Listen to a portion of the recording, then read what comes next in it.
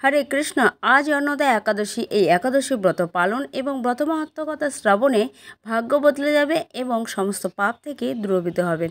আসুন জেনে নেওয়া যাক আজকের ভিডিওর মাহাত্ম্যকথা। ভাদ্র মাসের কৃষ্ণপক্ষের একাদশী তিথিতে অন্নদা একাদশীর উপবাস পালন করা হয়। আজ অন্নদা একাদশী শ্রীহরি পুজোর জন্য একটি বিশেষ কাকতালীয় সংযোগের সৃষ্টি হচ্ছে। এবছর অন্নদা একাদশী উপোস পালনকারীদের জন্য অত্যন্ত বিশেষ বলে বিবেচিত হচ্ছে। Hare Krishna, welcome to Joy Bipul blog. আজ অন্নদা একাদশী পুণ্যতিথি, আর অন্নদা একাদশী পালনে দূর হয় সর্বপাপ। করতে হয় কি জানুন আজকের এই ভিডিওতে।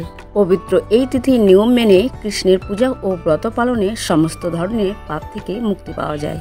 অন্নদা একাদশী পালন করলে অনেক বছরের দুঃখ দূর হওয়ার সঙ্গে সঙ্গে জীবনে ইতিবাচক পরিবর্তন আসে। পক্ষবদ্ধ নিয়ে দ্বাদশীর যুক্তর কারণে এবছর ভারতে দুদিন একাদশী পড়েছে, 29শে আগস্ট এবং 30শে আগস্ট। ভারত তথা পশ্চিমবঙ্গ সহ বাংলাদেশে একাদশী ব্রত পালন করতে হচ্ছে 29শে আগস্ট বৃহস্পতিবার। শুক্রবার আগামীকাল 30শে আগস্ট ব্রত পালন করতে হবে মুম্বাই সহ দিল্লি আরও বিভিন্ন রাজ্যে। আজ পশ্চিমবঙ্গে অন্নদা একাদশীর উপোস করা হবে বৃহস্পতিবার, আর উপোস ভাঙ্গা হবে আগামীকাল 30শে আগস্ট অর্থাৎ 13ই ভাদ্র শুক্রবার সকাল 5টা থেকে 9:46 মধ্যে। প্রাচীনকালে রাজা হরিশ্চন্দ্র এই একাদশী ব্রত পালন করে সমস্ত পাপ থেকে মুক্তি পেয়েছিলেন। তারপর থেকে এই একাদশী পালন করলে সব পাপ থেকে মুক্তি পাওয়া যায় বলে বিশ্বাস। অন্নদা একাদশীর মাহাত্ম্য। এই তিথির সর্বপাপ বিনাশিনী। যিনি শ্রী হরির অর্চনা করেন এবং এই ব্রত পালন করেন তিনি সর্বপাপ থেকে মুক্তি হন। এমনকি এই ব্রতের নাম শ্রবণেই রাশি রাশি পাপ দূর হয়ে যায়। এই ব্রতের প্রসঙ্গে একটি পৌরাণিক ইতিহাস রয়েছে। প্রাচীনকালের হরিশ্চন্দ্র রাজা নামে এক নিষ্ঠাপরায়ণ সত্যবাদী এবং চক্রবর্তী রাজা ছিলেন।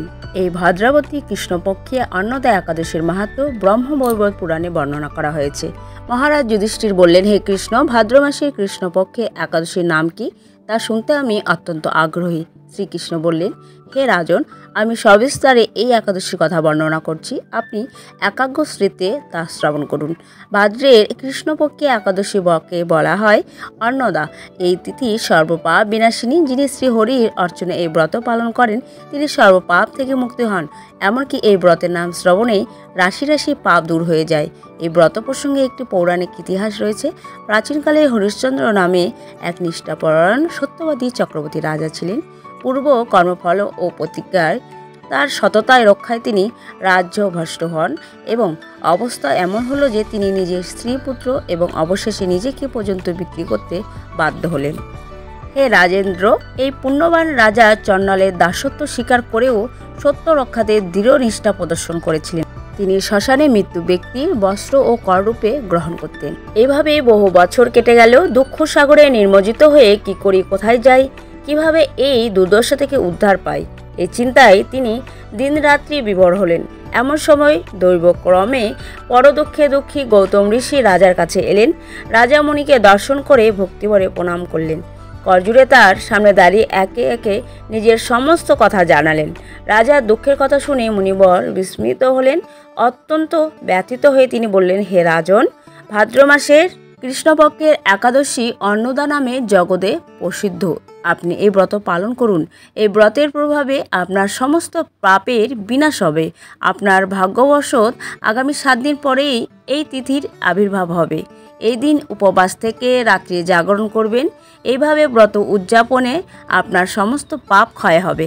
হে রাজন, আপনার পুণ্য প্রভাবে আমি এখানে এসেছি, জানবেন। এই কথা বলে গৌতম মুনি অন্তর্হিত হলেন। ঋষিবরের উপদেশ মতো তিনি শ্রদ্ধা সহকারে এই ব্রত পালন করলেন। তার ফলে তার সমস্ত পাপ দূর হলো। হে মহারাজ, এই ব্রতের প্রভাব শ্রবণ করুন। যথাবিধি এই ব্রত পালনে বহু বছরের দুঃখ ভোগের অবসান হয়। ব্রতের প্রভাবে রাজা হরিশ্চন্দ্রের সকল দুঃখ সমাপ্ত হলো। পুনরায় তিনি স্ত্রীকে ফিরে পেলেন এবং তার মৃত পুত্রও জীবিত হলো। আকাশ থেকে দেবগণ দন্দুভিবাদ্য ও পুষ্পবর্ষণ করতে লাগলেন। নিকণ্টক রাজ্য সুখ ভোগ করে অবশেষে আত্মীয় স্বজন ও নগরবাসী সহ স্বর্গে গমন করলেন। যে মানুষ নিষ্ঠা সহকারে এই ব্রত পালন করেন তিনি শ্রীহরির চরণে ভক্তি লাভ করে অবশেষে দিব্যধাম গমন করে।